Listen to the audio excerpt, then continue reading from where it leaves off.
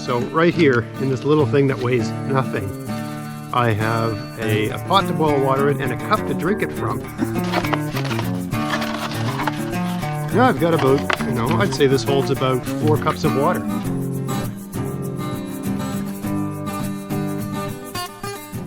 Hey, it's Greg here with Outdoors on the Cheap, and I'm just sitting by my campfire having a peanut butter jam sandwich and sort of contemplating an epic fail that I just did. The idea was shooting a video where I talked about a folding pot and a folding cup, where I took one of these dollar store sort of tin things, and I flattened it out so it would go in a coat pocket and weigh nothing. And then I came out in the woods, made a fire, unflattened it, put some water in it, and tried to make some tea. The cup failed instantaneously, and this here had pinholes basically everywhere except in one corner, so I could only boil maybe 1 cup of water at a time. Definitely not something I'd want to trust my life to. Anyway, the video that follows is the video of me doing that epic fail. Because I gotta tell you, when I did this, I thought I'd figured out the greatest thing in the world. So come along, watch this video of folding emergency pot 1. I'm not going to give up on this concept. I think this can happen. But anyway, let's watch this video because it was a pretty of an epic fail. So stay with me. Come have a watch here. Hey, it's Greg here with Outdoors on the Cheap, and today I'm going to talk about how to make a foldable pot for boiling water. Years ago, I took it was sort of like a hunter safety course, I guess it would have been called. And at the time, it was like they taught you 2 things: how to be in the woods without shooting yourself or someone else, and how to be in the woods without getting lost, and how to, some really basic stuff. But it was an unbelievably basic course. They really didn't teach you much. But one of the things I recall from the course is that you should never be in the woods without a knife, a means to make fire, and a compass. Okay? Those are the 3 things they said you should always have with you. There's lots of other things you should have with you, but those were key things. And I would add to that a means to make water. That is to say, to make water safe. Where I live, Nova Scotia, Canada, there's water everywhere. I mean, literally everything's covered in water right now. It just snowed. But there's creeks and streams and, fresh puddles, things like that, right? There's water everywhere here, so there's lots of water. But if you just go cupping up and drinking it, it might quench your thirst in the immediate sense, but a day or 2 down the road, you might be really regretting not having boiled that for a minute. So normally when I'm in the woods, right, I either had a vest on or I've got a little kit like this with some stuff in it, right? And it's got a whistle and a means to make fire and some things, different tricks like that. I'm not going to talk about that kit today, but it's got a water bottle, right? And it's made of metal, and I can boil water in that. I just did a video on a little quick mod you can have where you just put a little wire on this so it's easy to hang over a fire, right? So I always have this water bottle with me. But let's say you didn't have this gear, or let's say you had a different setup where you had a backpack, right? And sometimes the reason I like this here setup is I can always see the water bottle. There's no water in it today, but basically if I need water, within about 15 minutes I can have drinkable water. I can make a fire and boil it and all that within about 15 minutes. I like a setup like this because I can confirm that I have this. Right? It's easy to confirm. Everything stuff's in a backpack, things get forgotten. Anyway, the other idea is to have a means to boil water, and it weighs nothing. This is those little tin containers you would use to bake bread, right? And there's different ones you can get, but they're basically like these disposable things people put the turkey in. They're sort of like heavy tin foil, like heavy duty, heavy gauge tin foil, right? You can get these for next to nothing at a dollar store. So I've got actually 1.5 of them here. So right here in this little thing that weighs nothing, I have a pot to boil water in and a cup to drink it from, believe it or not. Now the thing with, and I'll unravel this, and the thing with this is you might only get 1 or 2 uses out of this. Basically, you make it the shape you want, you flatten it out, and then you reshape it you know, this sort of metal, you keep doing that, it's going to crack and it's going to leak and it's not going to work. So this might only be a one-use thing. You know, and if you're storing it in your kit, it can't be being agitated and pressed on and so on and so forth. I got it in the front pocket of this jacket. You could have it in the breast pocket of a jacket, but you wouldn't want to have it in your back pocket, getting sat on and stuff like that, right? You know, this will wear out faster than that old condom sitting in your wallet, right? This thing is not going to last, right? So it has to be sort of kept, you know, not pushed on, not weighted on, right? It has to be sort of taken care of in that sense. And it's really only going to get one use, right? You wouldn't want to be folding this back and opening it up. This is an emergency thing you keep just in case, right? An emergency thing you keep on your person. But let's have a look here. So I should have brought a spare can here so I can show you how this all went together. So this one here, because just by unraveling it and putting it back together, it might not hold anymore. But this is, let's see here, this is the full one. That there for now. So this is one of these little, this one, I mean, there's, I haven't played with this too much. This is just a proof of concept thing. I was watching Morris Kohansky, the late great Morris Kohansky, talk about thinking about so along these lines. And like me, he was a fan of the dollar store. Anyway, this was basically like a bread pan. Okay, and I just I just unraveled it and flattened it in, you know, but this was basically a bread tin. Okay, so now I've just sort of reconstituted it, opened it up a bit. Right.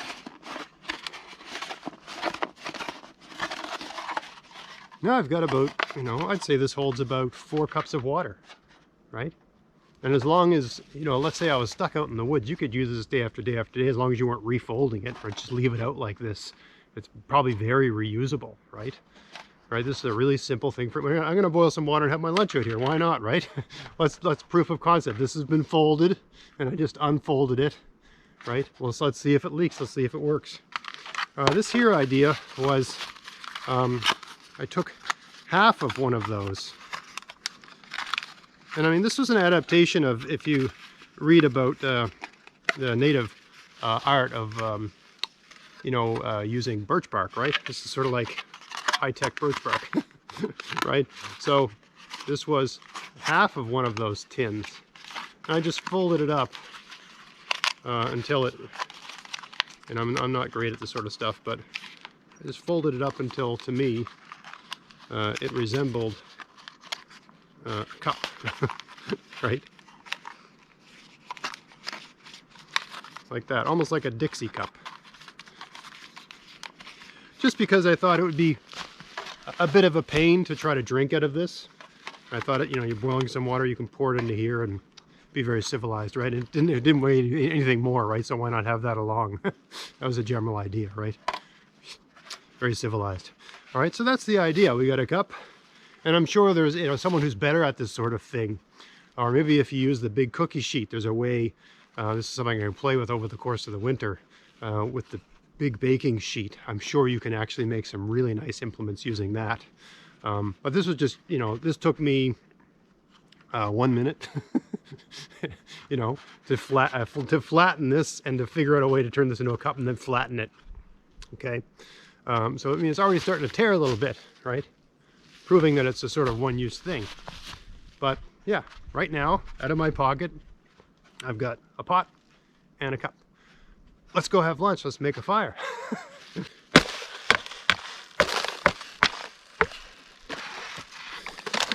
Sort of a random puddle in the middle of the woods. That questionable quality water in it. But you know, it's all trail spice, right? All right, there's enough water to do something with.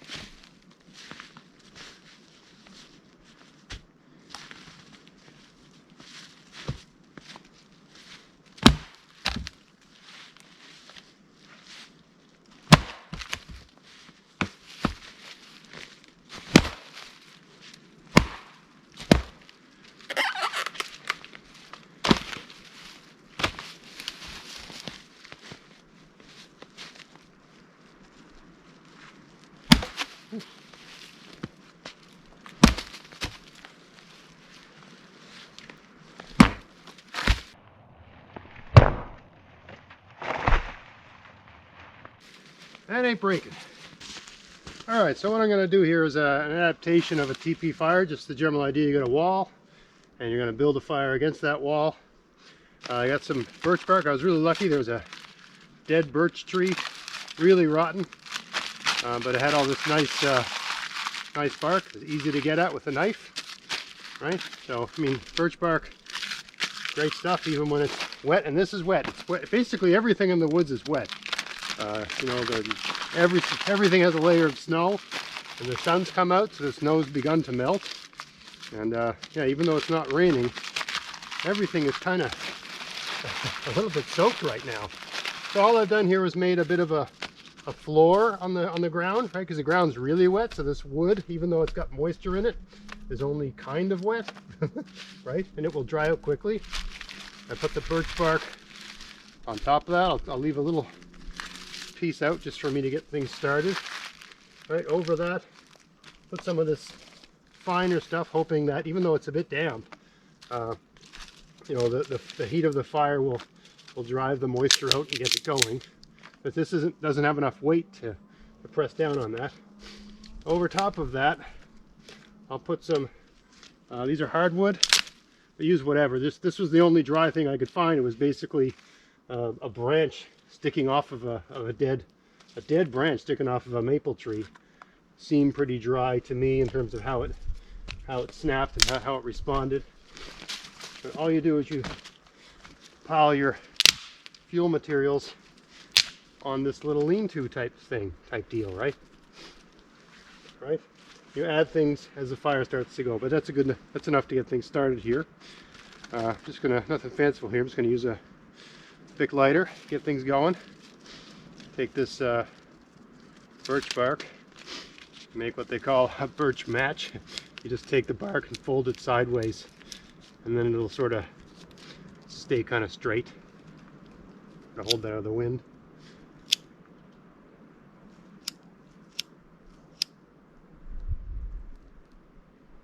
Very wet. Always give your birch bark a minute to get started. Once it heats up and the oils heat up, then you can start using it, waving it around, using it like a torch. It'll behave. If you start waving around the instant you light it, it'll go out. Okay, now I can stuff that under here, get all this stuff going.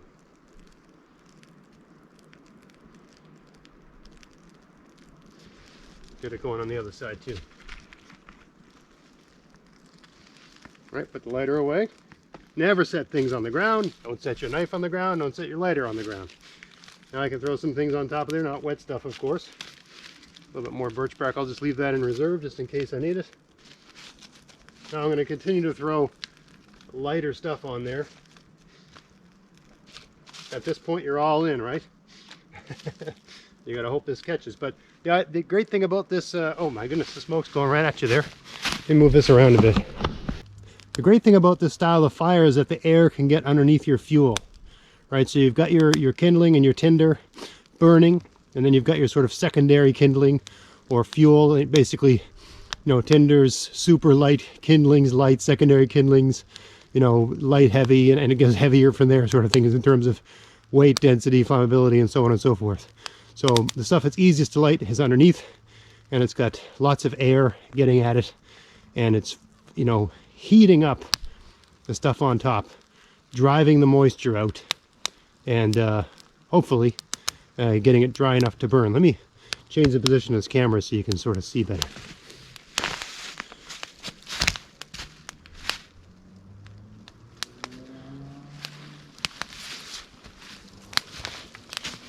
Smoke's following me around a little bit right now because I'm standing too close to the fire. That's okay. Just putting this heavier stuff on. We'll get the water going in a minute, but for now, just get this fire going here until we've got something we can work with, something functional. You can see how smoky that is, right? It's smoky like that because it's full of water. The wood is wet.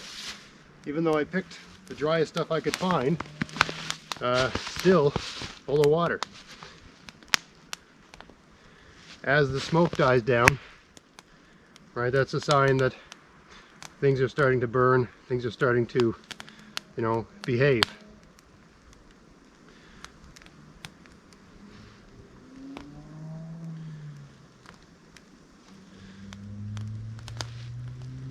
Boy, you can really hear it sizzling in there.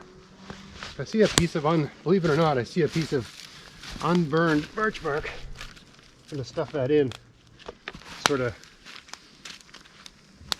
juice up the equation here a little bit. Always get a little bit extra in reserve, just to give the fire a little bit more impetus. Seems relatively dry. I'm going to throw some of that on there.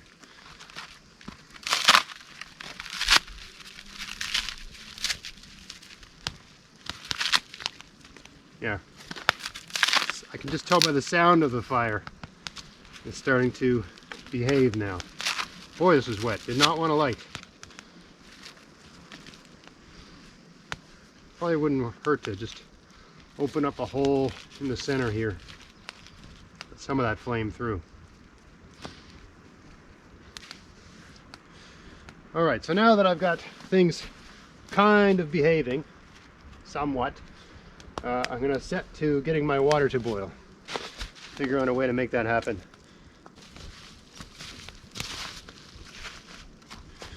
Alright, I'm going to put this on here. See what we can make happen. I think in my kit I've actually got, among some of these other essential items, I got a whistle, but I also have a tea bag, believe it or not. A couple tea bags. Never hurts to have some of that.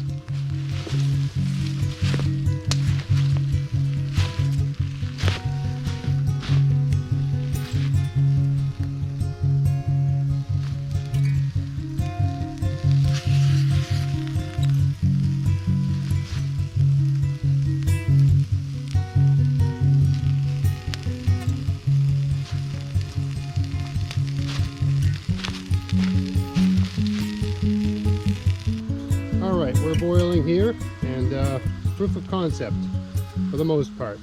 We actually had a bit of a fail here, but I'll talk about that as we go. Alright, so we had a degree of success here and a degree of failure. So as I was boiling this, I noticed the water was disappearing, and it appears that in one end, far end, there's actually a pinhole and it's leaking quite badly, so I had to basically boil it on an angle. Let's see how where our cup holds up. Cup's a disaster. It's all a disaster. Let's put it back in here. Alright, so the cup did not work, and the pot did not work. Anyway, I'm trying to salvage some sort of takeaway for this video, because the idea was to show you this great new lightweight means to boil water that you can just bring along with you. And yes, I was able to boil some water and drink it in this, but I wouldn't want to be stuck with this being my only means to do that if I was stranded. So this is definitely not reliable. I think a heavier grade of metal might be in order. There's got to be, I'm going to play around with this thing. I'm going to work on this concept a little bit, but yeah, for now that's about it. I got a peanut butter and jam sandwich here sitting by a campfire out in the woods. Really, does it get much better than that? You know, bit of a fail on this thing, but and the cup was an absolute failure. So now it could just be the fact that because I was playing around with it, showing you how it went together, that was all it took. But that speaks to the fact that it is not reliable. It's not robust enough to trust with your life. So I need to work on this concept a little bit. So apologize for that. But you know, maybe I'll make the video. Maybe I'll retitle the video, "Can you make a folding pot?"